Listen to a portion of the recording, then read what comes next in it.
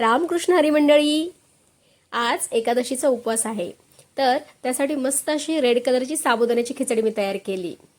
चला तर मग याची रेसिपी पाहूया. कढईमध्ये जवळपास 2 ते 3 चमचे मी साजूक तूप घातलंय. एक मीडियम साईजचा बटाटा कट करून घेतलेला आहे. त्यावरती हलकंसं मीठ घालून आपण याला मस्त सॉफ्ट होईपर्यंत परतून घ्यायचा आहे. आता यानंतर असा छान मस्त मोत्यासारखा भिजलेला साबुदाणा घालायचा आहे आणि शेंगदाण्याचं कूट घालायचं आहे. कूट आवडीप्रमाणे कमी अधिक करू शकता. चवीनुसार मीठ घालायचं आहे आणि इथं घालायची रेडी मिरची पावडर. व्यवस्थित हाय टू मीडियम फ्लेमवरती याला परतून घ्यायचं आहे आणि त्यानंतर मीडियम फ्लेमवरती 2 ते 3 वेळेस मस्त झाकण ठेवून याला वाफ देऊन घ्यायची आहे.